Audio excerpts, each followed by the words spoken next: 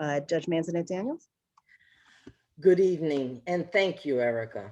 I too want to welcome you all to our joint Black History Month literary program. I am elated that the Latino Judges Association and the Judicial Friends joined forces to collaborate on this program. As I echo my sister's sentiments and likewise believe that it is vitally important that our respective communities, Black and Brown people, everywhere continue to work together and support each other. We must be ever cognizant of the fact that for far too long, the objective has been to divide us. We must not allow that to be. Tonight's program for me is a personal and a bit bittersweet. You see, the Payne family is a part of my family. Les Payne served as best man at my wedding to his best friend, my husband, Randy. Randy and Les met 40 years ago in Rhodesia, which is now Zimbabwe.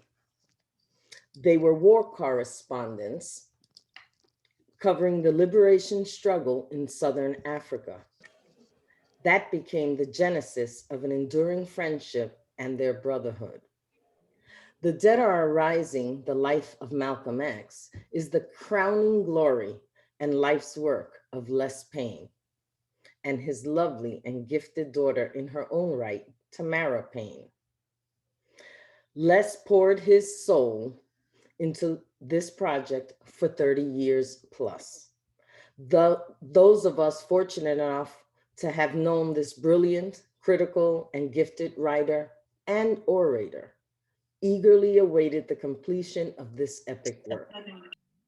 Hence, it was devastating that we should lose him so suddenly and tragically, just as he completed the She looks good. Please mute your phones. Yes, please unmute yourselves. I think lost Judge Manzanet-Daniels, we just can't hear you. I don't think you can mute everyone as a host. Yes, we're trying to now. Judge Manzanet-Daniels, can you unmute I'm yourself? sorry. Gotcha, okay. Those of us fortunate enough to have known this brilliant, critical, and gifted writer and orator eagerly awaited the completion of this epic work. Hence, it was devastating that we should lose him just as he finished his manuscript. His genius, of course, is in having entrusted and included his daughter, Tamara, in his life's work. That ensured that the book would be completed, edited, and brought to publication.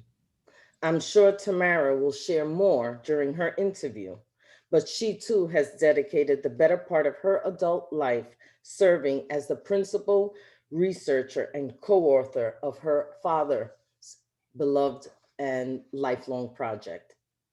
As a woman of deep abiding faith, I believe that we all have a purpose in this life.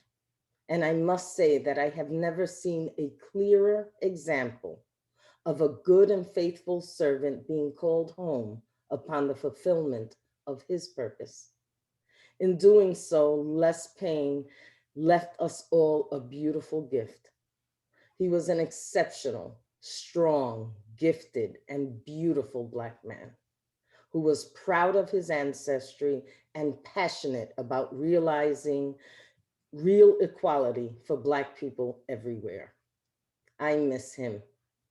We miss him.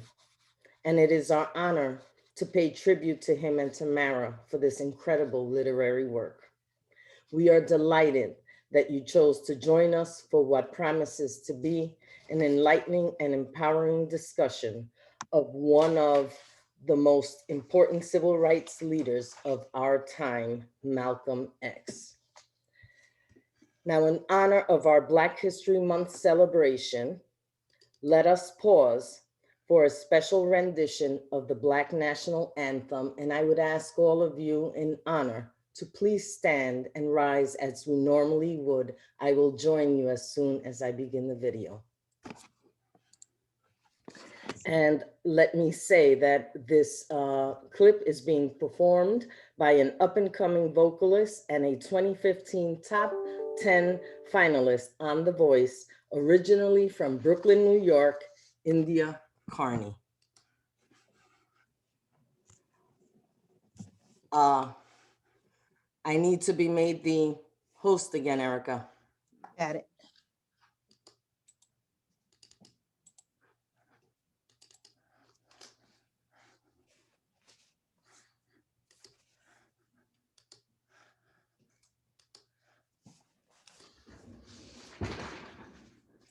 Lift every voice and sing till earth and heaven ring, ring with the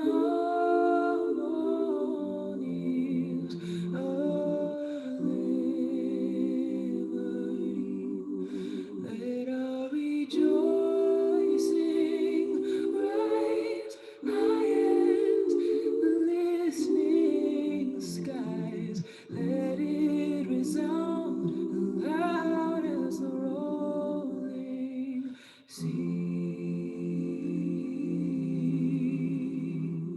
Sing a song full of the faith that the dark past has taught us. Sing a song full of the hope that the past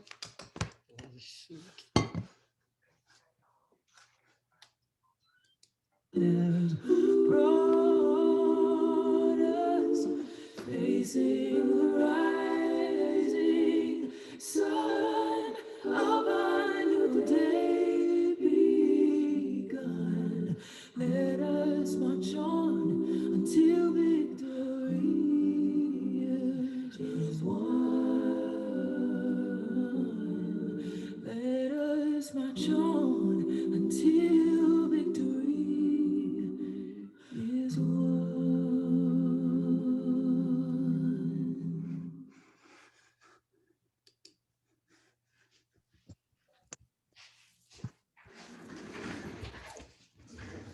Judge Pilar.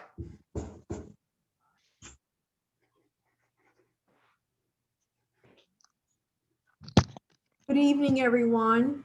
I am Enedina Pilar Sanchez, and I am honored to give you a quick introduction to our very special guest, Tamara Payne. As you know, she is the co-author of our feature literary work of this evening's program, The Dead Are Arising, The Life of Malcom X, written by her beloved father with her, Mr. Les Payne, Pulitzer Prize-winning journalist. Tamara is a graduate of William Smith College in Geneva, New York. Upon graduating, she worked with Channel 13's McNeil Lehrer News Hour. Thereafter, she pursued an immersion experience in her mother's paternal ancestral homeland. She moved to China, and she taught English for 2 years in the province of Shandong. And yes, Ms. Payne is fluent in Mandarin. Upon her return from China, her father, Les Payne, brought her on to work on the book. Tamara was the project's principal researcher. And simultaneously, while doing this work, she earned a living in commercial real estate. After her father's sudden passing in 2018, Tamara made it her goal, her purpose, to finish his life's work. The Dead Are Rising in 2020 received the 71st National Book Award for nonfiction. This epic literary work is available wherever books are sold. We are delighted to have you here with us this evening. Thank you. Good evening, everyone. My name is Seth Peacock, and I'm the Ithaca City Court Judge. I'm pleased to introduce our moderator tonight, Maurice DuBois. He's been in the news business since 1987. Many of us know Mr. DuBois from his work on the CBS Evening News, 60 Minutes Sports, and CBS Sunday Morning. Mr. DuBois is also a respected and recognized media professional. Most people go their whole career without an Emmy. He has won 5 Emmys. He's also been honored for his work by the Associated Press and the New York Broadcasters Association. He was also named as a trailblazer by the New York Association of Black Journalists. His career has ranged from reporting on local news to national and international stories. Some of his most notable stories were his reports about the South African AIDS health crisis and the historic papal transitions. He is an experienced moderator as well. He has moderated the New York City mayoral and congressional debates, and we are pleased to have him here moderating tonight's program. Mr. DuBois, the floor is yours. Well, thank you so much. I have to tell you, I am absolutely honored to be here. And Tammy, as I know you, thank you for having me as well. Congratulations on a monumental and spectacular work. I don't know how many of you all have read this book, but this is just, it's everything. It's brilliant writing, it's expert reporting, it speaks in a language that's accessible and high level at the same time. It's a page turner. I don't want to put it down. I have 2 young kids who need my time, and I didn't want to deal with them. I wanted to read this book over the past few months. And I say it playfully because it was a joy to read this book, and congratulations to you, Tamara, for making it happen and pulling it all together under difficult circumstances. So I just want to tell you what I have planned for you, and then we're going to get right into it. We're going to talk about a lot of things here, including what lit the fire inside of Malcolm.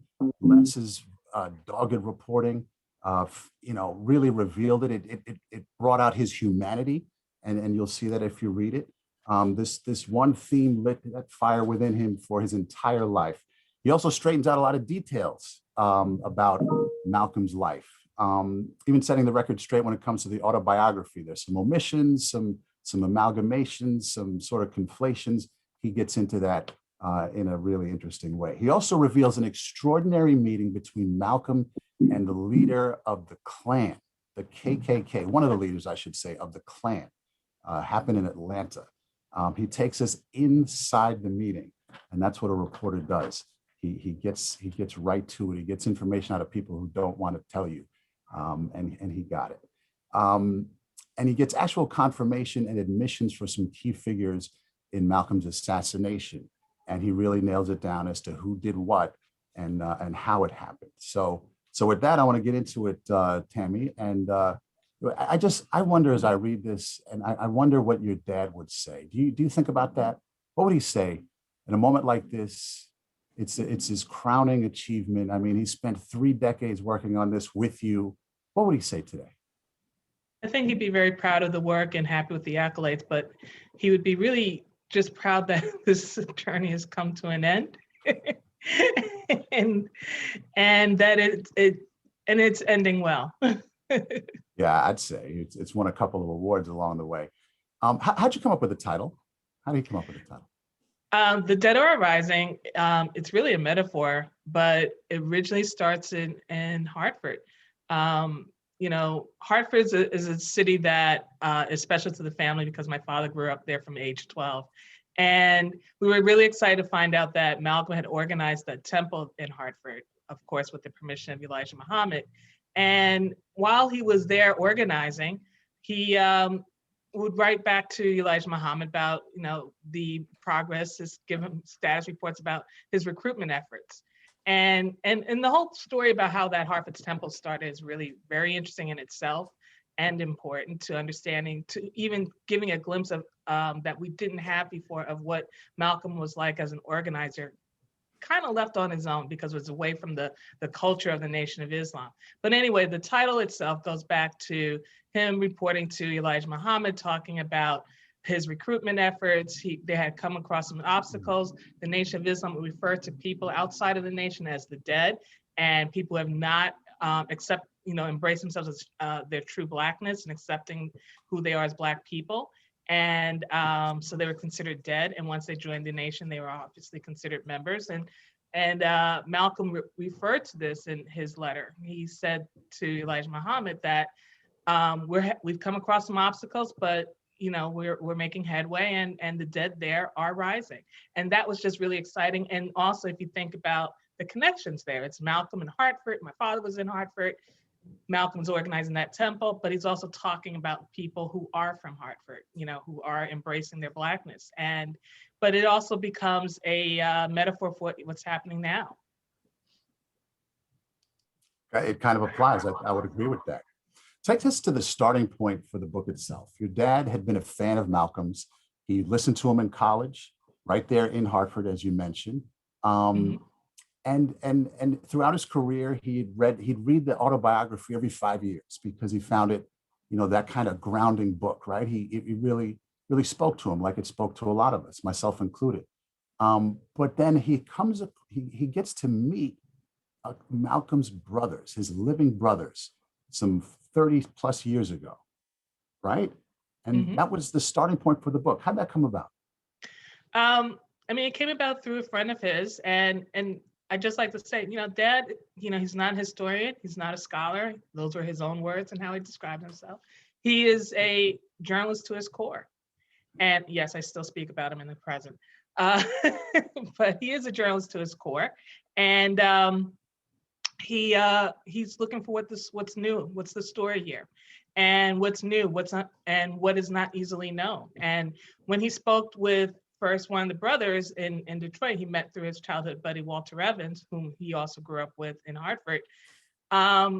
He was amazed by all this newness. He thought he knew Malcolm, but this brother's telling him what it was like growing up in the little household, learning about, how the Garveyite principles were, the rule of the household, and how his mother was imbuing them with who they were as Black people and how to deal with racist attacks from their white classmates and even their teachers, and how their father was in the household and how he would instill a work ethic and how he would manage different roles, not just only as breadwinner, but as organizer for the Garvey movement.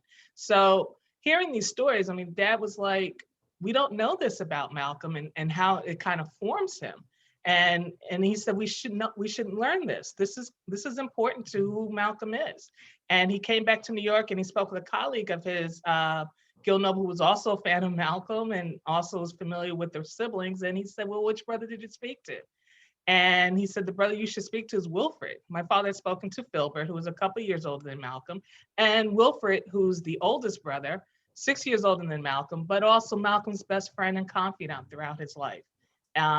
Adult life in particular. And he was the person, whenever Malcolm had hard decisions to make or, faced troubles, he would call Wilfred. So Wilfred, he said, Dad said, let me go back and interview. And Wilfred agreed to sit down for an 8-hour interview and he told him even more details. What was your dad's intention at that point? Was it to write a story, to do a column, to write a quick essay? What was his first thought? He didn't know. He actually wanted at that point, it was curiosity. As a journalist, it's like he's in the heat of the story. So he's like, what is the story? So he's going to find out what the story is from the two brothers.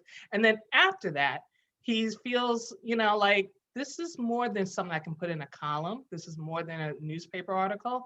This really could be a book. There's something else here. And so that's what was the touchstone for him, was understanding who Malcolm was in the context of his family. But what was also more important, because this is also in 1990, is to understand not just who Malcolm was, but the world Malcolm's born into. And the way he would also describe it was, Malcolm's always presented to us fully formed and angry. Nobody talks about, what that was really about. Just he was pointing his finger at everybody, right? And he said, but there's a journey for that. What is it? What is it like? So then he says, let's see what it is. So And that this, starts our journey. so this takes 28 years. I'm going to guess here. I'm going to go out on a limb and I'm going to say, I didn't think that you guys planned to spend 28 years on this. What No. was your expectation? What were you thinking? How's this going to play out? Did you have sort of an outline? I figured 10 years it would be at the most, you know. But no, I mean, and with a project like this, I mean, it becomes really huge and it can be unwieldy. And for Dad, he did use an outline, you know, but it was first in the beginning, there wasn't, I mean, he had an idea of what he wanted to do, but he wanted to know what the stories were. He didn't want to have a fully formed position on this yet because he wanted to know what is the story. Because in the beginning, he doesn't know that he can find out the Klan meeting, you know, the details of the Klan meeting. We didn't know that in day one, but we found out. And, you know, and there are a lot of other things, you know, that we didn't know what we would find out. Like, for example, what the interviews we would find out about that relationship between Malcolm and Captain Joseph, who was his captain in Harlem, whom they had met in Detroit. And, you know, and they kind of were, you know, he was Malcolm's secondhand person in the nation. Who ends up double crossing him at the end of his life, right? A week before he died. Quite a few people we talked to did that, right? Yeah, no kidding, right? So how did you divide the labor? He's making calls, one thing leads to another. He's using those old-fashioned reporter notebooks. He's going through mountains of them. What was your role? Where did he deploy you and what'd you do? Really in the beginning, it was about getting as much information together. So what I would do is, you know, I would take time to go to different libraries. I went down to the National Archives to go through their archives. I would go to the University of Wisconsin, just different. And this is before really a lot of this stuff was digitizing on the internet. So you really did have to travel to different institutions to find places. And then also what you're finding is that at that time, things were happening. For example, like Alex Haley's papers were going on. His whole estate he dies and his estate goes up for auction. And so, you know, going to these auctions, even finding, you know, what were in his papers, you know, and being able to look at that and do research in that, finding letters and stuff like that. So we were combing all kinds of, I mean, we didn't even know, you couldn't just say, we're just going to go to this collection and that collection, because a lot of things were just kind of coming out into the open at that time. This is, you know, about 20 to 30 years after Malcolm. During that period, there were a lot of auctions that were happening, a lot more information coming out, and also people who were around Malcolm, particularly around the time he had died, you know, they were coming out in the open again and starting to feel comfortable about talking about that period, because they also they too realize it's important. Spike Lee's doing his film about Malcolm, so they realize that there's some importance here, and they're starting to talk more. But before that, a lot of people didn't even know who they were to find them, and then they weren't really talking because, think about when Malcolm was assassinated, it was a high. I mean, 1965. I mean, COINTELPRO, I mean, although it was not titled that at that time, but it was in full swing. Yeah, it was only 25 years later when you guys started. Take me into some interesting moments, some hairy moments, some moments where you were concerned, or some aha moments along the trail here. I mean, certainly to learn that he had met with the Klan and to flesh that out into a real story, that had to be something. I mean, and the Klan, and I'm not trying to minimize that meeting at all, because it is a very important meeting. But it was talked about, people knew about it, but we never knew we'd be able to find the details of it. And then to have Jeremiah, he told Dad the details of that meeting, and he knew what he was doing. Like, he was like, I'm telling you, Dad had gotten him to open up and trust him enough to talk about that. And Jeremiah, I mean, he, you know, himself, I mean, he's such an interesting character. I mean, just his history and his what he's known, his reputation in Philadelphia. But to talk about, you know, and he is interesting too because of his role even towards the end, because he was more of a soldier of Elijah Muhammad, and you know, and even he kind of puts Malcolm in his place, as they would say, because what Elijah Muhammad says goes. He's one that kind of helps with that environment to, you know, go after Malcolm.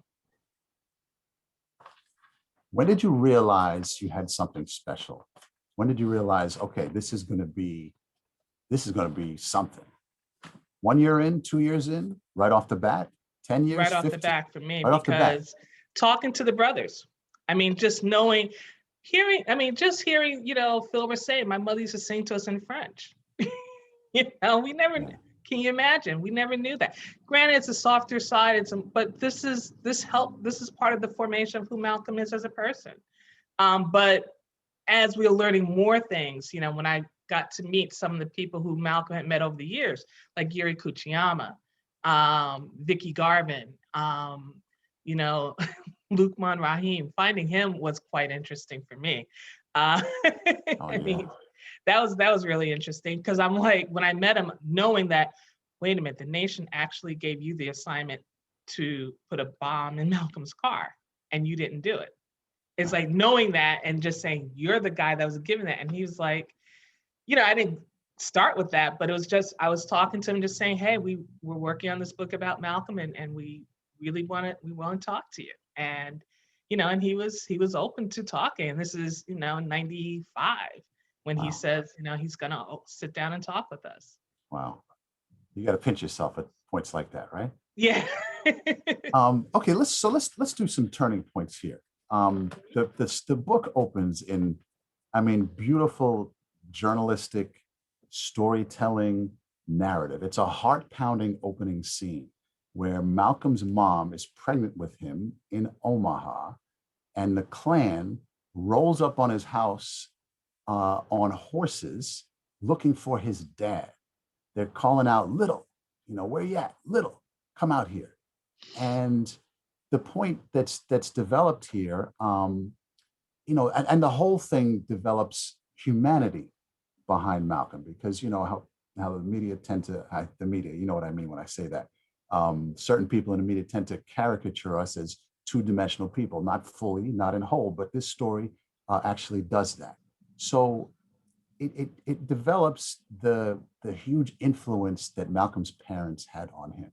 This strong mother, these Garveyite parents who were very strong and pro-Black and wouldn't, you know, let their kids take stuff from white folks. Take us to that opening scene. Why do you start there? Because it's really to also look at the world Malcolm literally was born into. He was, you know, his mother was pregnant with him, and it takes place in Omaha, Nebraska, and we write extensively about a lynching that happened a few years before they moved there. It's when the Klan rides on them, it's in 1925, but Omaha, Nebraska is also the scene of, they call it the incident of 1919, the Omaha incident of 1919, which is the Will Brown lynching, where you see pictures of this, you know, famous, horrible lynching of a Black man who was accused of raping a woman.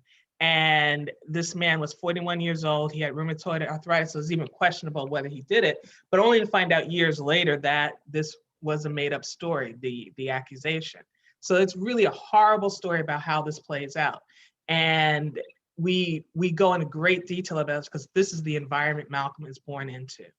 And it's just how this mob gets riled up. They feel the way that they feel about their lifestyles. They don't like the fact that veterans from the Black veterans from World War I are coming back, and they're trying to express themselves, you know, and acquiring their civil rights as Black American citizens. Meanwhile, they had just fought for Americans' freedoms abroad. And so they're coming back and they don't like that. And they're seeing that Black people are getting jobs. And in this particular town, it was the Irish that were rising up. And it was, you know, they were rising up. So they were looking for all kinds of reasons to go after Black people. And in this incident, they string this man up.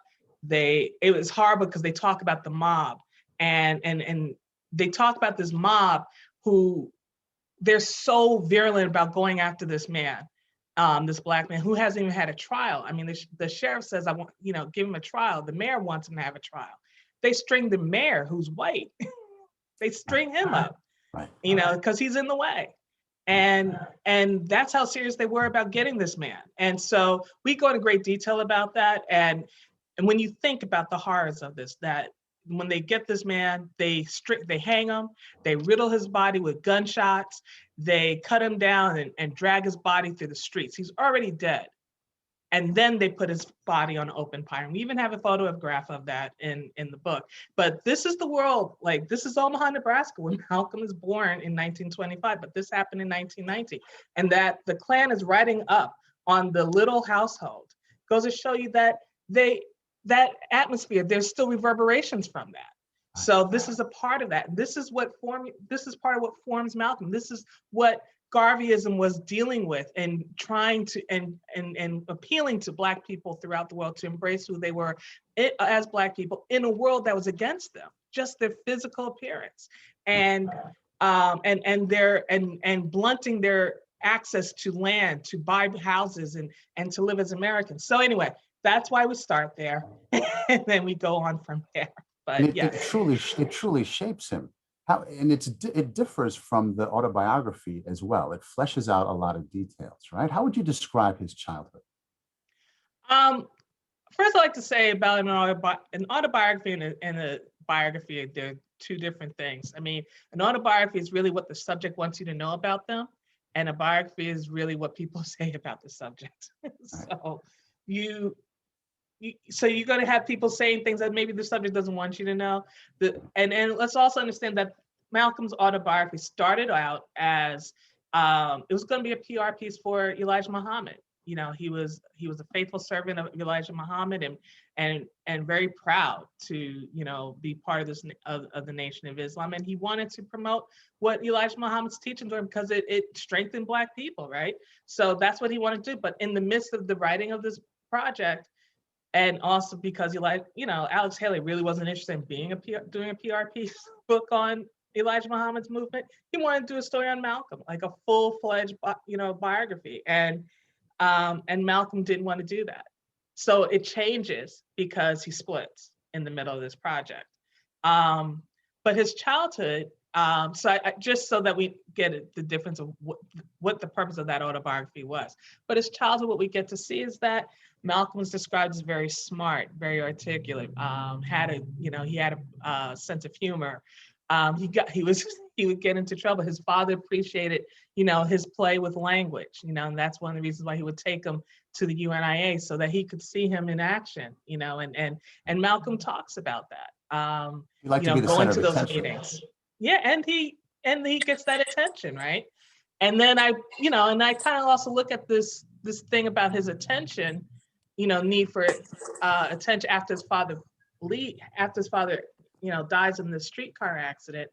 It's still there, but now it's like he goes in a different direction with it. He starts not going to school. He starts to smoke pot and sell it and grow it even, and again using his brains for other reasons, and not necessarily what his parents wanted him to use it for, or his other siblings. I mean, Wilfred did not go down that route, and he, but he said, Malcolm and Filbert were kind of, getting away with murder at that time, and it's tragic what happens after, to the family after, Earl Little dies in that. Well, you all write about Malcolm being seen as the favored child, the seventh child, and the death of his dad was devastating. In fact, it seems to haunt him.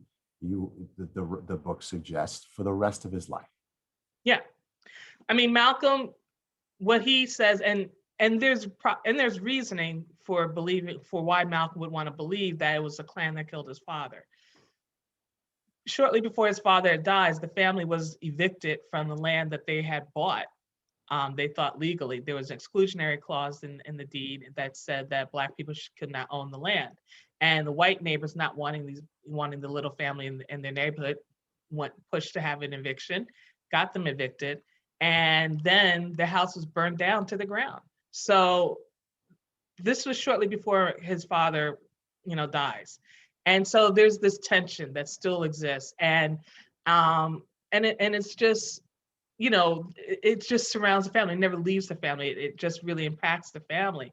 And then there are also people having whispering campaigns who said that they had something to do with, with Earl Sr.'s, killing, they would call it. And, and Louise had heard that. But what we look at when it comes to how did Earl how Earl Little died, we look at the records, we look at the coroner's report, we look at the reporting, but we also talk to people who are still alive, who remember that, who talk about it. And they said that it was an accident. He slipped and fell under the streetcar. There was no Klan meeting, but that doesn't mean that the Black Legion in Lansing did not cause trouble for Black people. They just were not part of this situation. Right. But Malcolm believed it was the Klan. At least he said Yes, that. he did. To the day he died. And Wilfred often said that. Right. We know he believes that, but the rest of the family did not. Right, right. So many details of his days as a hustler. One that jumped out at me was in the autobiography, he talks about a guy named Shorty, who, Jarvis. who is his partner, Shorty, Malcolm Jarvis. But it turns out that this is one guy, one of three guys that Malcolm put together and created a character called Shorty in the autobiography. Tell us how that went down. Well, how you discovered that to be so. From Malcolm Jarvis, who was one of the who was called Shorty, and it wasn't because of his height, because he was tall. And Shorty, he was called Shorty because of the terminology used for his car. He had a thing they call it a short, where you could ride on the car, on the side of the car, and they called him Shorty for that. But it had nothing to do with his height. And Randy Daniels, by the way, knows what that is. So just for the record. I'm sure he does. And so, but he went to great detail. He said that is not who I was. I was not all these three people. And then when we kind of break it out and we look into other people who are in the family, as we said, that one of the people was Ella's ex-husband, who became her ex-husband, and even his older brother from Earl's first marriage. So, any idea why Ella he did was that? also from Earl's first marriage. That was Malcolm's half sister, whom he was living with in Boston. Right. There's no indication as to why he put those three together, but it seemed to be convenient and it worked out. It worked out for his purposes. There's not a heck of a lot on Betty Shabazz, on his wife or his daughters, for that matter. And a reader might wonder why. What do you say to that? This is not to say that Dr. Betty Shabazz is not important. She is very important to Malcolm's life. She is his wife and his widow. But we were really focusing on Malcolm's story. We did reach out to her. She did not respond, but that wasn't going to stop us from telling the story. And, we weren't going to stop the work at that point. When it comes to your dad's connection to Malcolm X, take us back to a day in college. He was in college when he went to hear and see Malcolm speak on campus. I'm trying to remember the name of the hall, starts with a B. Bushnell Memorial. Bushnell Hall, yes. And this night was transformative in your dad's life, to hear this mesmerizing speaker. He touched at the core of some issues that all Black men were dealing with and all people were dealing with at that point. Talk about that. The short story would be, he was playing with the terms that we were referring to ourselves with. But I think it's really important to also look like, and we spent a lot of time talking about what Malcolm was doing during the Civil Rights Movement, and that there was a quote from Martin Luther King that he would use. Malcolm also said it, but he said that segregation imbues the segregator, i.e. white people, with a false sense of superiority, and the segregated, i.e. Black people, with a false sense of inferiority. And so what Martin Luther King and the civil rights leaders were doing, they were overturning and working on overturning the superstructure of white supremacy and Jim Crow laws, but also all the laws, so that Black people can buy houses and embrace their rights as American citizens that we are. And Malcolm was dealing with this false sense of inferiority, which is how we internalize, racism against ourselves and hold us back from competing, from fighting, from standing up for ourselves.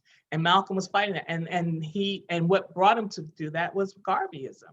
This is what his family was all about. So, and what they taught. And this is something he carried with him throughout life. So when Malcolm is speaking, and not just at Bushnell, but in a lot of his speeches, and while he was in the nation and even after, he talks about because Black people at that time like to refer themselves as Negroes, and he would use Black, and people would be uncomfortable. And Black was derogatory at the time. Dad often tells a story about, if I called my brother Black, he would be chasing me right now, and let alone, forget if I called him African, Those are bad but these were derogatory terms back in 1960s and before. And Malcolm was saying, we are Black, let's embrace that. And he said, and he's flipping between this, and I've listened to the tape on this, and it's really interesting because Malcolm would flip. He would say, Negroes of America, Blacks of America. And he would just flip between these terms. And he would say so-called Negroes too. So-called Negroes. He would say that too. But he also would say just Negroes. Right. And Dad would say, even Dad was fine, like he was uncomfortable with, Malcolm using Black during this lecture. But Malcolm explains it. He says, I see, you're uncomfortable with me calling you Black. But what is Black? But he says, you're comfortable with calling me Black. You used to be calling Negro. You like Negro. But what is Negro? But Black in Spanish. So what you're saying is I can call you Black in Spanish, but not in English. And that was just such a clarifying moment for my father. I mean, that's minimizing it. I mean, it was a clarifying moment for him. And he walked out of there with more pride than he had prior to. As a Black correct? man. Right. As a Black man. He says, he wrote an essay called The Night I Stopped Being a Negro. And he says, I walked into Bushnell Memorial a Negro, and I walked out into the parking lot a Black man. Right. Interestingly, the word Negro is used throughout the book, capital N-E-G-R-O, instead of African American or Black. Why did you and your dad choose to do it that way? It was in a lot of the literature that we were using, a lot of the quotes, how people were, when we were interviewing them, they would say that. And we weren't using capital B for Black because that hadn't happened. We were writing that just before they capitalized B for Black. Right. And that's only in one of the in the editing forms, I think, not all of them yet. So you just figured you'd keep it in the style of the time, I guess. Well, the editor used a Chicago style, and they don't capitalize Black in the Chicago style. Okay. All right. So let's get to that KKK meeting. This was Elijah Muhammad's idea to accept an invitation from the Klan to get together, because in the Klan's view, both groups had the same point of view on separation/segregation. Maybe we could combine. Maybe we could meet. And Elijah Muhammad saw reason to go ahead and do this. And he sent Malcolm down there with Jeremiah X to have this meeting. And then you take us inside the meeting. Talk to us about how you got to that point. This again, Jeremiah, his wife, they were there, and Atlanta. Dad interviewed both of them in Atlanta. Jeremiah Shabazz, in 1961, he was the minister of the Atlanta Temple. And and what's also interesting when you think about Elijah Muhammad grew up in Georgia. He's originally from Georgia. And he often would say, he asked them on a visit, Jeremiah and his wife, how do you like it down here? And, they were like, it's okay. And he said, how could it be okay? Elijah Muhammad wouldn't even spend a night in Georgia, after he, had moved up to Chicago and he was up out of there. So, But the reason he hated it because he witnessed lynchings and violence against Black people. And again, this is Jim Crow South. Right. So yes, it's because of the lynchings, it's because of the violence, it's because of the strangulating life, style for Black people and down there. That, yeah. So he didn't want to go down there. And anyway, so he gives directions to Jeremiah and Malcolm to meet with the Klan. Malcolm doesn't want to do this because he really wants to see this as a way to have a confrontation, another showdown with the Klan. Other parts of the Klan have written, letters into the Philadelphia Inquirer in which Elijah Muhammad engaged in a letter war with them and challenging them. So Malcolm wanted to have more of a real confrontation. And, but and Elijah Muhammad's seeing this as an opportunity, as you said, to, buy land, to find a way of negotiating land, because he understands the Klan. He understands that the Klan is, if you can't do anything without running into the Klan. They're the teachers, they're the realtors, they're the judges, they're the police, they're everything. So he's saying if we make it, if we have negotiations with them, maybe they can help us acquire land where we can make our own farms and build our own business, or they can leave us alone when we do our businesses. And so he's saying, see what you can do. And, Jeremiah's position is, again, we're soldiers, and whatever Elijah Muhammad says, we do. And Malcolm is not feeling this. This puts the nation in a begging position. He doesn't like that. And, but he wants to be part of this meeting because he doesn't want them to just totally give up everything. So he's a part of it, but what he realizes is that there's a difference between him, a huge difference of opinion here, a belief, a thought, it's very deep. And it just starts this is what starts the rift between him and Elijah Muhammad in 1961. And it just continues after that with other. On one hand, Malcolm didn't see that he was given any leverage to go into this meeting with. It's like, look, give us some land, but there's really no, there's no leverage. And where's that going to go? But one of the most fascinating parts of this meeting is Malcolm running verbal and mental circles around these guys from the Klan. These are not rocket scientists, shall we say. And he's taking these guys on with, he's messing with them. He's saying things like, can we borrow your robes?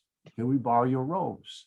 And I'm trying to remember what it was for, but he wanted to see what they would say. And they said, yeah, well, because the Klan, I don't want to give everything, all the details away from the book, but I know, I'm sorry. This is about, but no, he does mess with them on their robes are important to them, right? And they said, well, we'll make you like an auxiliary of the Klan, as if this is something that they really want. Right. And, and Malcolm just plays with them about that. And it's brilliant to watch him do that. And it's also interesting to listen and see how the Klan operates, their language, their thinking, what they think, what they share, in this meeting, for example, their views on Jews, and here's the other thing. We also find in this meeting that the FBI is in there, but not because they're monitoring. They are monitoring the Nation of Islam, but they were there. Their informant was on the Klan side, right, and reports on this meeting. Right.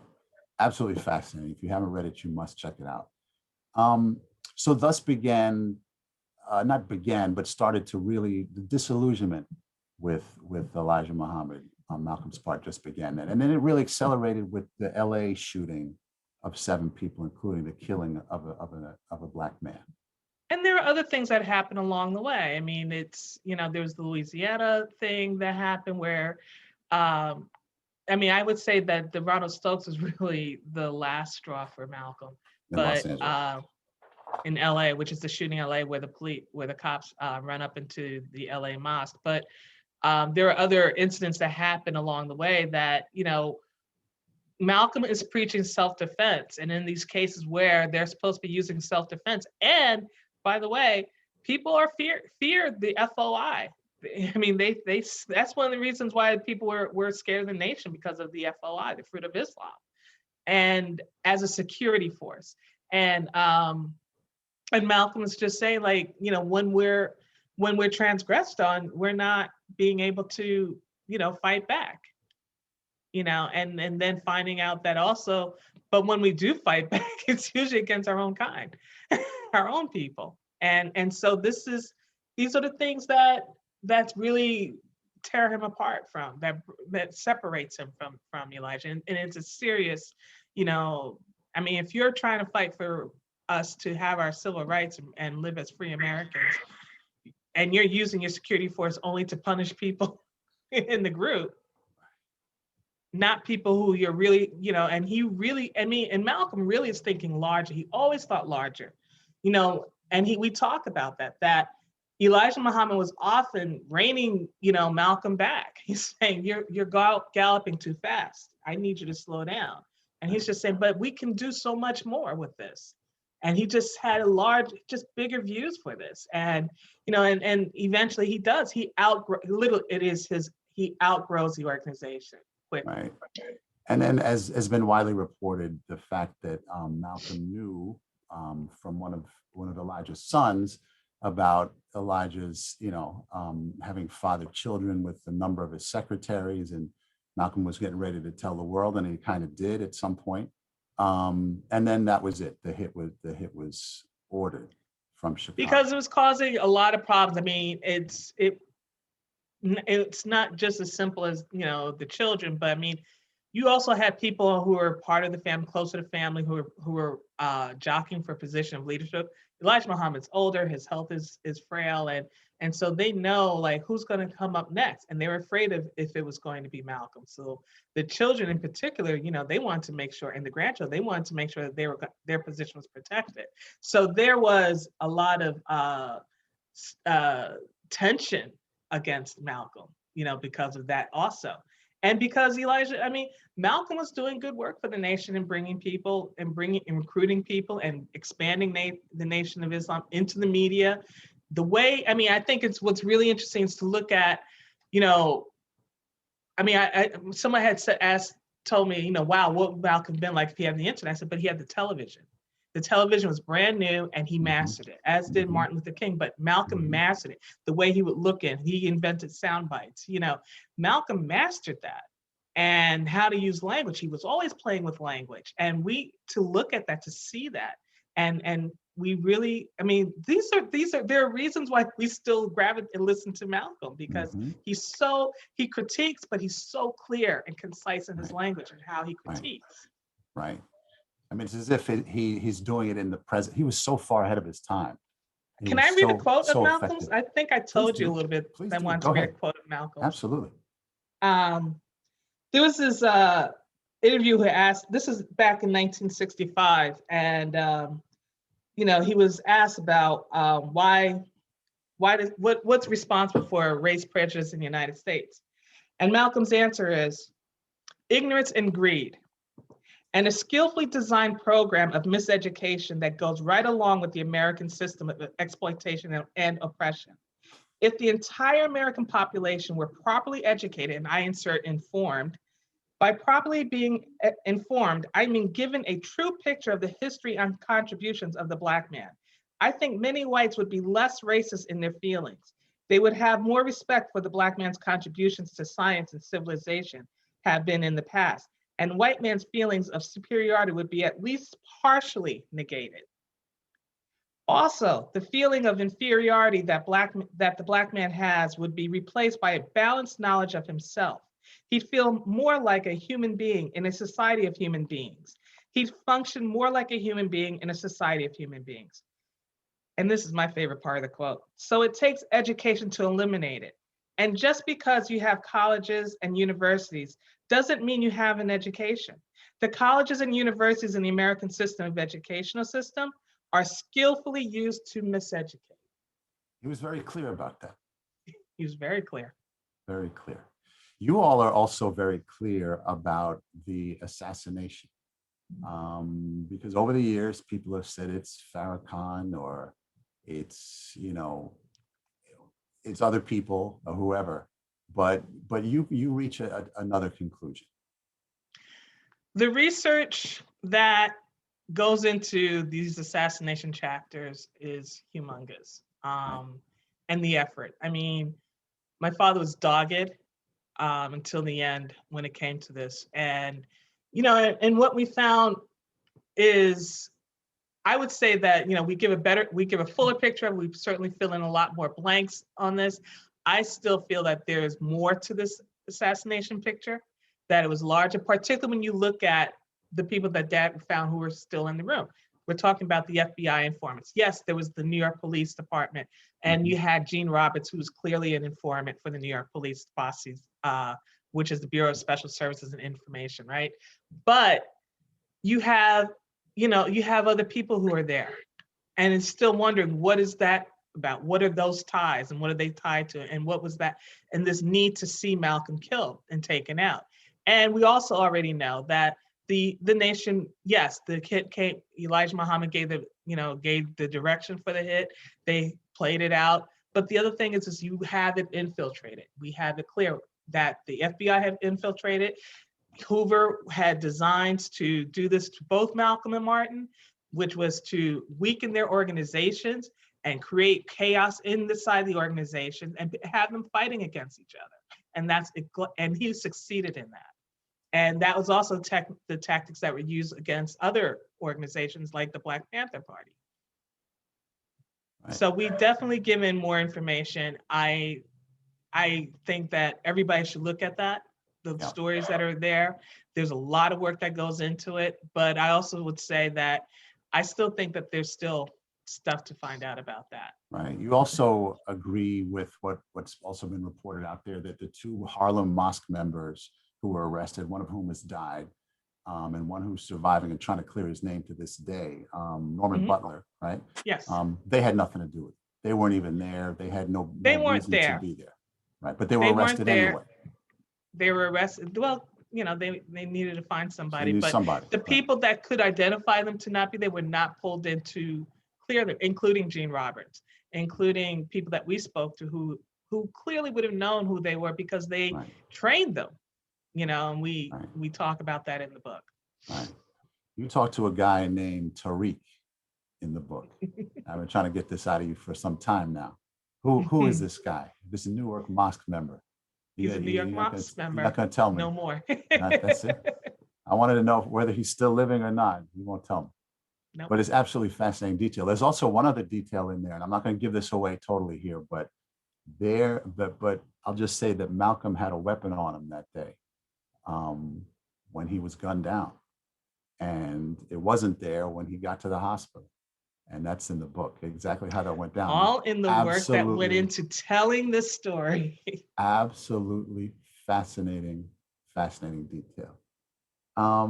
How complete, well, you talked about it, but how complicit were the FBI, CIA, NYPD? It's unclear, right? Well, I mean, we show what we found out. I mean, as journalists, we go with what we find out. We may not find the whole story, but we can report as it's happening or what we were able to find out. What we were able to find out is that clearly NYPD was there. Gene Roberts was an informant. He was writing reports to his supervisors, and he even told them that he believed the hit was going to go down. And he said that the presence of the uniformed police, New York police, was diminished. So he said that a week beforehand, right? Yeah. And, and as I said, we found other informants who were in the room and who were reporting to their supervisors, that Malcolm had indeed been shot. So, again, it's like their presence is there. We also show how these people, that there's surveillance on Malcolm. For example, even in Hartford, he's being followed. They're, writing down the license plate of the cars he's driving in, around Hartford and who's driving him. The informants are going up to people who are going to these Hartford meetings, for example, and asking people, what's going on? What are they talking about? I'll pay you. Here are the rates. If you're interested, give us more information about what's going on. So there's constant, surveillance going on in the Nation of Islam, and it was directed. So it certainly was creating an environment for this to happen because, the powers that be and Hoover at the time saw this as a threat. It just feels like this book is so ripe and important and appropriate for this moment in time in our history. Why would you think that's so? We always thought when working on this over the period of time that we were working on it, and again, we did not expect it to go on for so long. But we were working. Dad had many jobs, and I write about that in the introduction. Right. He had many jobs, and and I was doing a lot of different things. So we weren't always just full-time only working on this, but we were committed to making sure that we could tell the best story and most accurate story we could tell, and it would take as long as it needs to take, and that's what we were committed to doing, and when you realize how big this story is, but as history was changing, if this book came out in 95, I don't think that it would be as well received as it is today. Because people would believe, oh, this is back then, this is not now. But now, when you look at what the Will Brown lynching, and you look at the Capitol insurrection, and how the Capitol insurrection, because I thought it was interesting how the media would keep calling the insurrections the mob. And I said, but that was also a mob that hung the mayor and killed a man, shot his body up with, and it's just to minimize, if you're a mob, you're not going to do these things. But it was a mob that did that. And they had erected a platform, and they were looking for people to do harm to. One of them being the vice president at the time. I might have mentioned I'm a fan of your dad's writing. I just want to share with folks who haven't read the book, just a quick paragraph, just a few sentences. I just pulled it out sort of at random because it jumped at me. And he writes, although attracted to Malcolm's social analysis and the psychic remedy of self-help, these younger would-be converts cringed at his mantra. The Honorable Elijah Muhammad teaches us that. Unwittingly, Malcolm's persuasive call to arms was widening the gap between his more global view and the dogma of Muhammad's sect, weighted down with his hocus pocus religiosity. I mean, that's like a classic Les Payne description. It's brings just, you into the scene, and he has it all. He takes us into it, and we're right there. We could see it, we could taste it. Yeah. It just must have been special to put this together. It was special. I mean, in my working with Dad was really about, because at first, I was thinking about going to journalism school myself, but then when the opportunity comes to work this closely with my father on this kind of a story, you kind of, hey, this kind of goes in this direction with working with Dad. And I think about, I've always appreciated my father and his work, and I knew what he was doing. And I wanted to help be a part of this and understanding the, how he approached his work. Watching him prepare for interviews and how he interviewed, how he could, just watching that, just being in the room, helping him prepare for that. And then even saying like, well, what if he asked this question? Or what if, we're looking at these things. And, and just being a part of that was such a learning experience. And then also with writing, we would talk about writing and why he would use such certain imagery or more. Who would talk about showing and not telling, and just how you do that. I cherish all those conversations, and I miss them dearly. Yeah, as do we all. And I think you have a PhD in journalism, by the way, just from osmosis. Oh God, I don't want that. I'm just saying. I'll take the master's. I'm just saying. So with that, I want to open it up. I'm sure you all have things you want to ask, and I don't know if you guys have a technique or way you want to do it, but I'd like to open it up. Yes, hi, good evening. My name is Lourdes Ventura. I'm a board member of the Latino Judges Association. And we just wanted to take a moment to thank you so much for taking time out of your busy schedule to collaborate with Judicial Friends and Latino judges. And from here, what we're going to do is take the questions that are in the chat at this time. And I have a partner in crime tonight, Judge Verna Sanders. Do you have anything to add? Yes, I want to say I am just riveted. I'm Verna Saunders, the Vice President of Judicial Friends, and I just want to convey our sincerest appreciation for your words tonight, Mr. DuBois and Ms. Payne. Your life's work, Mr. DuBois, made you the perfect person to elicit all of what Ms. Payne has shared about her father, about herself, and about the work that is so critical. So we just want to, before we get into the weeds of the questions, just thank you and convey our warmest sentiments and gratitude on tonight. We do have a robust questions in the chat that seem like we could just sit here all day together, but between Judge Ventura and myself, we will endeavor to make sure that everyone has their thoughts communicated via this forum. So Ms. Ventura, Judge Ventura, what's our first question for Ms. Payne? Yes, our First question of the night from the audience is, was there a life-affirming moment for you in this project and a takeaway for us? 2 questions. Yeah, life affirming. I mean, I think for me, the whole project has been life affirming. And there were, starts and stops along the way, but it's all been life affirming. There were people that we met along the way that I was really excited to meet and say, hey, we got this person, and people that I knew that, were not easily found. So yes, so there were those. And the takeaway is, this book is really important, and we really worked hard to tell the story, a more nuanced story of who Malcolm is, Malcolm X is. It was very interesting and important figure of the 20th century, and putting him in the context of his family and giving him nuance and showing him as a human being and his journey, real details of his journey and things that impact us, and putting him in context as opposed to take him out of that vacuum that people like to stick him in, just say he's this fully formed angry person, and putting him in more of a situation where he's really critiquing what's going on in this country. And and he was critiquing for everybody, for everybody to look at themselves and their roles, and for us to really take a closer look at who we are.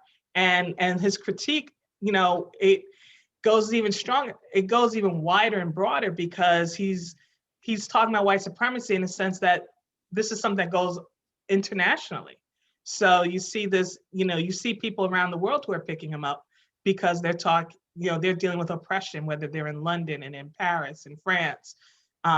People are picking him up. Yes, people are picking him up in the continent of Africa, but they're picking him up in Europe. They're picking up in the Middle East. Certainly. Thank you so much. With respect to many conversations that have ensued about this being an inflection point in our time and in our history, we have a question in the chat about not only Malcolm's, conversion to being Sunni Muslim, if you will. I don't know if conversion is the right word, but increased awareness and broadening of his religious faith, but that he was an international figure. So if we juxtapose that against some of what we're seeing now, for instance, Charles's Blow, The Devil You Know, and what we can do as Black people, as oppressed people, if you will, to really make a difference and breathe life into his work. What do you see that what you've learned through the book and through all the process that could make how we proceed from this moment really, really a true legacy that we would live through his work, Malcolm X? I would go back to the quote that I read about educating ourselves. And this book, we really look at what was going on in the 20th century that led up to kind of history of 1965, what happened in 1965, but also you can look at and see how we arrived to where we are here and now. And I think it's so important that we look at this history. There's so many people who don't know the details. Like, they don't know why the NAACP was founded, or that only it was 6 Black members that were in the founding of the NAACP. There are people who don't know about Marcus Garvey. They didn't realize that Louise Little is from Grenada. I mean, all of these things. So, and understand, this is all part of our history, being a part of the diaspora. Malcolm was part of the diaspora. His mother's from Grenada, his father's from Georgia. This is all important. Marcus Garvey is a huge influence on not just Malcolm, but we're still being influenced by Marcus Garvey.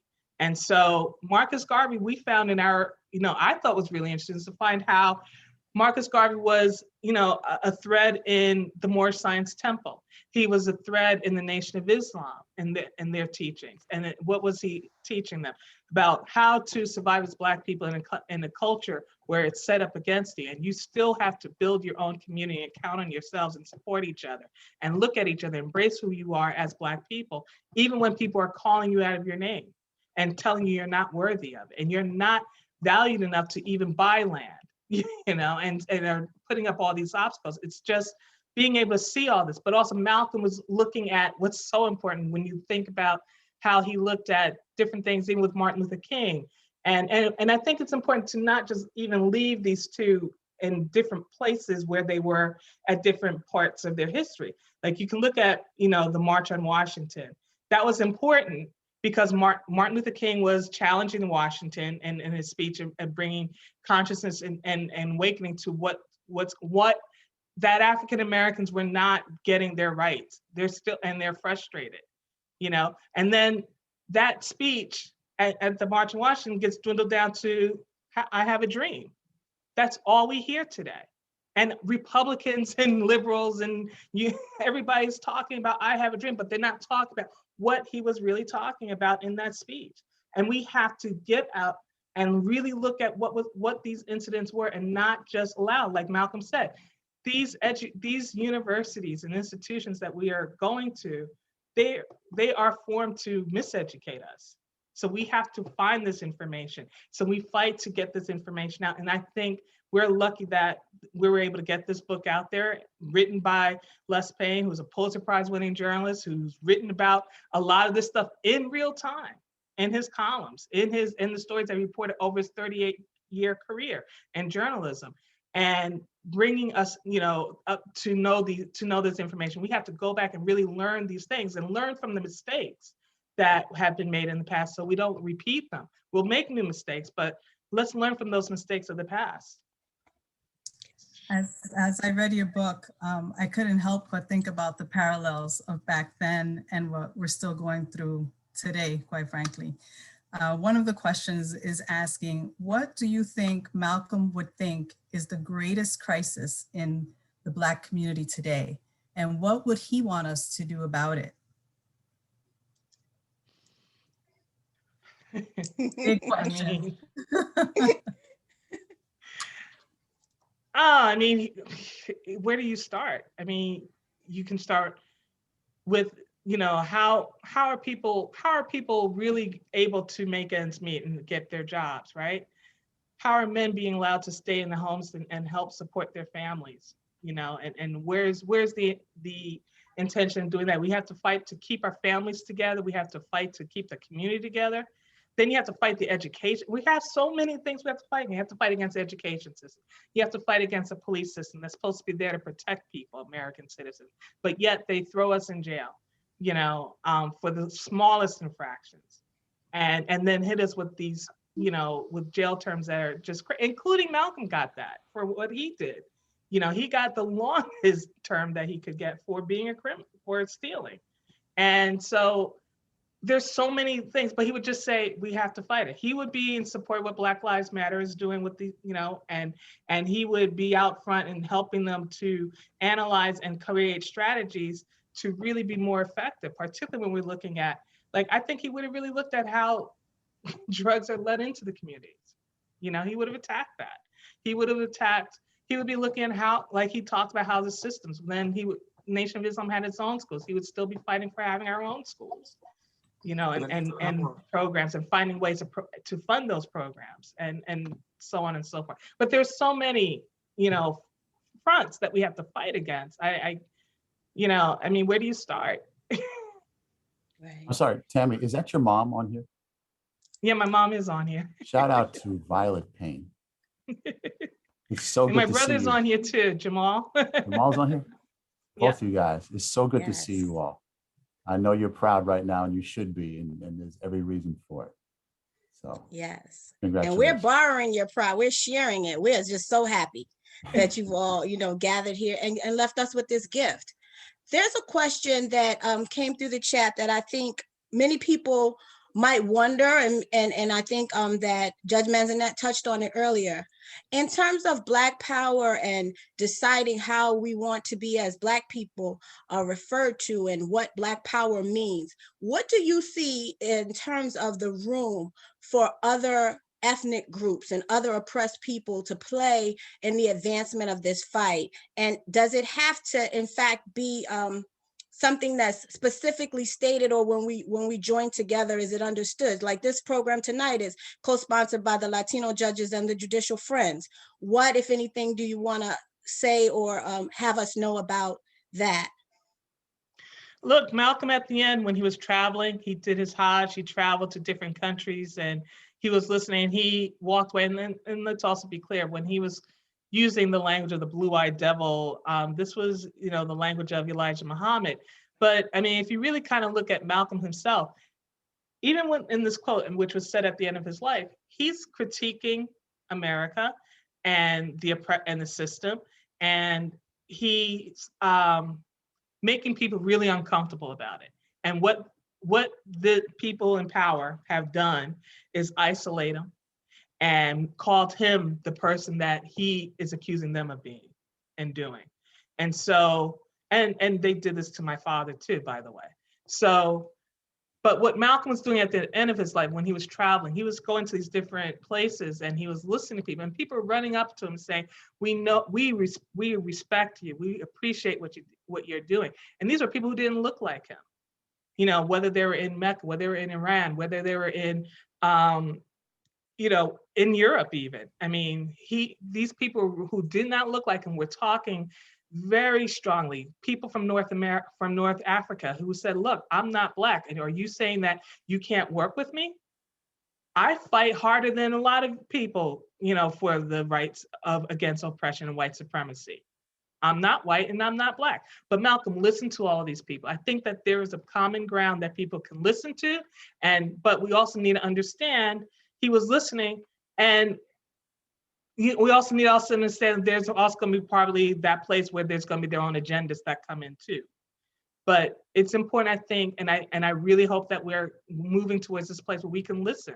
For example, for me, even working on this book, meeting Yuri Kuchiyama, who's a Japanese American woman who lived in Harlem with her family. And she was huge in the 60s, fighting in Harlem in the civil rights fight. And she met Malcolm, and she was there when he was killed at the Autobahn. But she is also a leader a community leader, and she's Japanese. So I think that there's room, and as long as we are respectful, understanding, for example, I'm not you. I understand you have fights and you're having problems. I'm going to listen to you. I'm not going to question you and why you need it. I'm going to listen to you. But then I may have suggestions. And it's like, you got to have these kind of conversations. So I think that there's room to have that. And Malcolm was doing that at the end. We don't know where he would have gone with this because he was killed before he was able to fully make that last evolution. I'm going to go back to a question in the chat. They are asking, did you and your dad speak with Manning Marable? And if so, to what extent did you disagree? Manning Marable is a scholar and a historian, and my father's a journalist, two different disciplines. But I will say this, that my father and Manning Marable did appear on a panel in the 90s together talking about Malcolm X. But we did not work together. We knew that he was working on his work, and I'm sure he knew we were working on ours. But it wasn't about collaborating or anything. We were doing two separate projects in two different disciplines. Which is important to note. I would say that I think, as lawyers and judges, many people on the call come from that discipline and that background. You learn to think in a very particular way, but then you have to also remember to be open to think that all the other disciplines that are out there that enrich all of our lives do have a particular, not only focus, but the things in which they're trying to look at and elicit are very particular in how they want to really get to the root and answer the heart of the question. We did have a question about COINTELPRO, and what it made me think of is, how much jeopardy you can be in when you speak truth to power.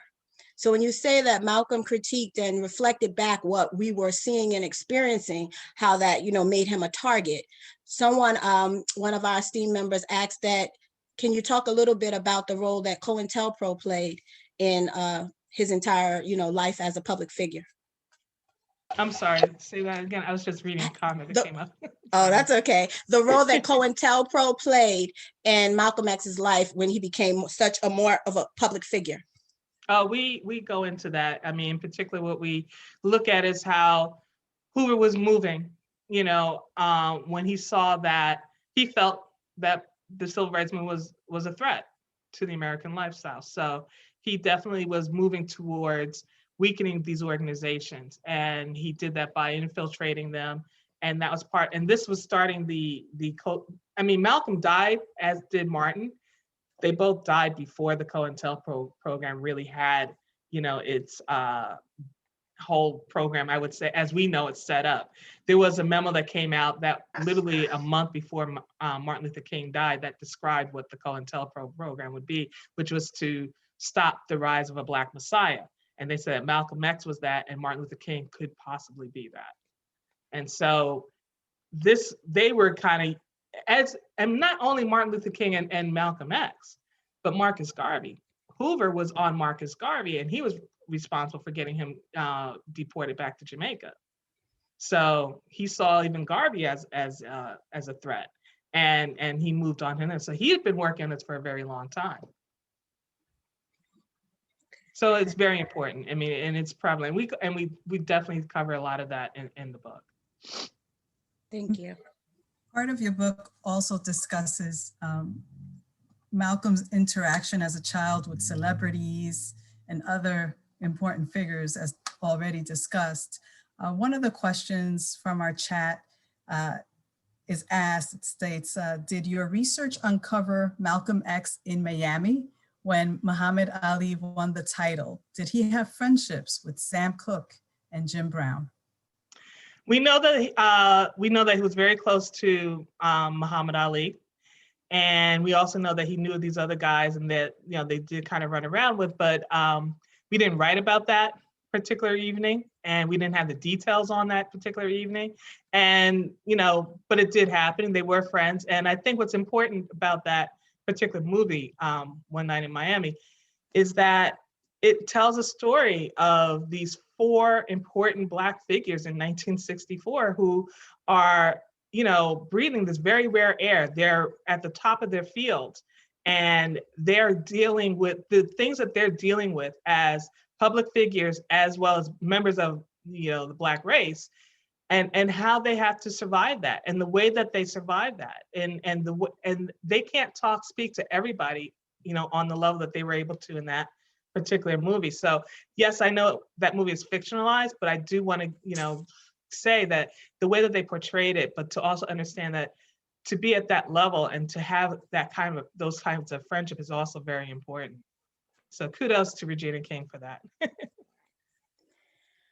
With respect to, I guess, what parts of the process, I'm sure there may have been many, were fun. Like there's a question with respect to visiting Grenada, for instance, to research and meeting folks that really you talk about to help shape, the life of who he was and have us see his humanity. Can you speak to any points of the process that you undertook that might have revealed that? I just want to be clear, we didn't go to Grenada and speak with Louisa's family. So that wasn't included in our research. But I really enjoyed meeting, for example, John Davis Jr., who was Malcolm's buddy from Lansing. And he knew Malcolm after Malcolm's father had died. And Malcolm's about 12 and he was about 16. And they were running around, Malcolm's cutting school. And, but again, John Davis, his family's from the South, Mississippi. He escapes because some slight to a white person, and then, and the mob was forming, and they wanted to make an example out of him. His family smuggled him out of Mississippi to the Detroit area, Lansing. And so there's that. And then, but it's that they were friends, and just hearing about him, like how he described Malcolm as having a photographic memory. Also listening to the stories of his white classmates in Mason, I thought were really interesting. Those interviews are very interesting. But then also the intrigue of what was going on and hearing the real culture of the nation from Captain Joseph. I mean, I could go on forever. Captain Joseph, listening to James Shabazz, James 67X, who, left the nation with Malcolm, and when Malcolm was forming his own organizations, and finding him and finding Lukman Rahim, who was the one, who was part of his security force. And I mean, these are all interesting, just giving such insight to Malcolm, but also why they would take dangerous, chances and staying with this guy. Like, what about Malcolm made you believe in him so much that you would go against an organization like the Nation of Islam, for example? I also really enjoyed, of course, Yuri Kuchiyama, but Vicky Garvin, who Malcolm had met in Ghana. And Vicky Garvin, what was interesting to me about her was that she saw Malcolm in the late 50s when she saw him, actually she saw him as Detroit Red. She saw him as a preacher on 125th Street. And then she saw him later in Ghana. So she had her own idea of who he was. And she was like, he was always smart, he was always a talker, and he was always great with language.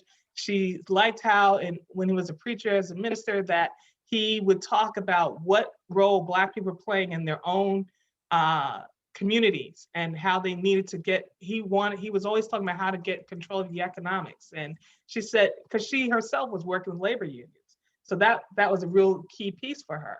And so hearing her talk about that is really interesting. So these are all interesting people who are also important, and we don't hear a lot about them. Wow, thank you. Mr. DuBois, I thank you so much for the time you spent with us this evening, myself and Ms. Ventura, in terms of you actually laying the groundwork for to make it easy for us to moderate the Q&A. I know that you do have to depart, but we want to just thank you on behalf of the Latino Judges Association and the Judicial Friends Association and all assembled here tonight. Thank you for spending some time with us. I want to say thank you all. This has been a wonderful experience. My only disappointment is that the book isn't longer. When's the last time you ever heard anybody say that? Say that. I want the book to be, I wanted to keep going. So, Dad didn't want it as long as it is. Yeah, I get that. You want them to ask for more. So that's where you leave us, and that's where I leave you two tonight. Thank you guys so much. This has been a fantastic experience. Thank you so much, Maurice, for joining us. All right. Have a good night. Good night. Judge Ventura? I do not see any additional questions in the chat. Wow. Time. So we can move forward, and we have colleagues that have a few closing remarks. We have Judges Jeanette Rosado and Judge Robin Shears. And we I just want to thank, I want to thank the Latino Judges Association and the Judicial Friends Association for organizing this program and for inviting me and Maurice to have our discussion, and for buying the book and reading the book. And I hope everybody out there will read it and learn more about Malcolm and, and continue the fight. And I see that one question did come in. People not ready to let you go just quite yet. No, not at all. So the question is, given the great work Malcolm did on behalf of the NOI in the aftermath of his death, how did the NOI respond to the needs of Malcolm's family? And could it be said that the organization's response may have been informed by a need to distance itself from or deny or discredit any connection with the incident? I'm just going to stick with what we were talking about with the book. We didn't really go into that. But I mean, my thoughts often lie with earlier today, or can you please lie with Betty and her children after Malcolm was killed, because that atmosphere was so hot and they didn't know who to trust or who to turn to, who to go to support. And it wouldn't even matter if it was the organization that came out, because they knew that it was the organization that also had killed him, so they wouldn't have felt comfortable even trusting them, I'm sure. But I would remain, I didn't do a lot of looking into how that played out. All right, thank you. Now, seeing no questions remaining in the chat, I'm going to turn it over to Judge Robin Shears. And we also have, instead of Judge Jeanette Rosado, we have Judge Wilma Guzman, who's going to be speaking on behalf of the Latino Judges Association. Take it away, ladies. All right. Well, thank you, Lourdes, and good evening, everyone. I am Wilma Guzman, board member and past president of the Latino Judges Association. And on behalf of the Latino Judges Association, I do want to take this opportunity to thank you all for joining us tonight for this joint effort between the Latino Judges Association and the Judicial Friends to present this awesome program that we had. It was unbelievable, and by all the chat that I have been reading, it has received an awesome remarks from everyone. And I think it'll be the first of many to come in the future. So I wish to thank everyone for attending here tonight on behalf of our association. And as I stated, it was stated earlier, we really believe it is virtually important that our respective communities, Black and Brown, continue to work together and support each other. We wish to extend and express our gratitude to our moderator, Mr. Maurice DuBois. I know he's left, but we still extend our thank you to him for taking the time from his busy schedule to moderate our program today. And also we wish to thank Tamara Payne for sharing with us her precious moments with her father and the beloved project that they both shared. Thank you for empowering discussions that you had with us. And thank you for truly warming and heartfelt moments that you shared. Again, good night to all. And thank you on behalf of the Latino Judges Association. Thank you. Good evening. Good evening. On behalf of the Judicial Friends, I really like to thank each and every one of you for attending this joint venture. Thanks to Mr. DuBois and Ms. Payne. I thank you. I thank you. I thank you. We thank you. And all those who participated on the program, I'd like to thank you so very much. We have been blessed, and we have truly been blessed to learn the backstory, because this was the backstory of the why and the how of this wonderful book. And I did read the book. I love it. I love it. I love it. Okay, so this wonderful book, and it's a good title, The Dead Are Rising. And we love to thank you for putting it all together. The authors, Pulitzer Prize journalist, Mr. Les Payne, and his wonderful daughter, Ms. Tamara Payne. We thank you. And I would like to end it off with saying this. Remember, Black history is American history. Thank you. God be the glory. Thank you. Amen. Thank you so much. So thankful, so thankful. Have a good night, everyone. Good night. Good night, and thank you. Good night. Thank you very much. Good night, everyone. Good night. Good night, and thank you very much. Everybody be safe. Good night, Good night, everyone. for joining Good us. night. Marvelous. Good night. Wonderful Thompson, I program. see Night, you. Edina. Good night. You know I'm looking for you, Kenneth Thompson. Good night, Miss Sweet. Good Just night. reading.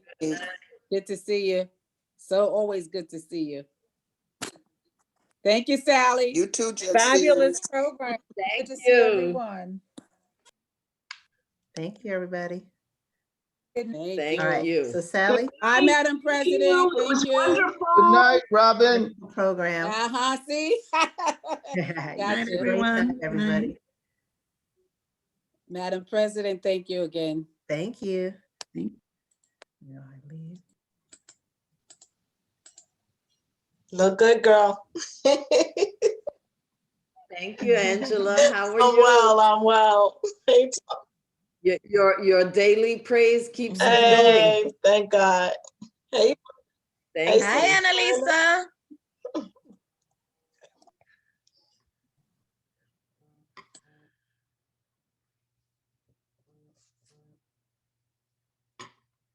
This is great.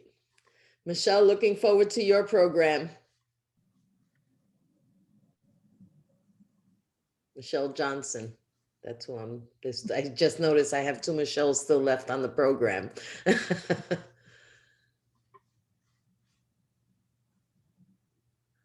Wonderful. Thank you all for joining us tonight. Bye, Annalisa. Bye, everybody.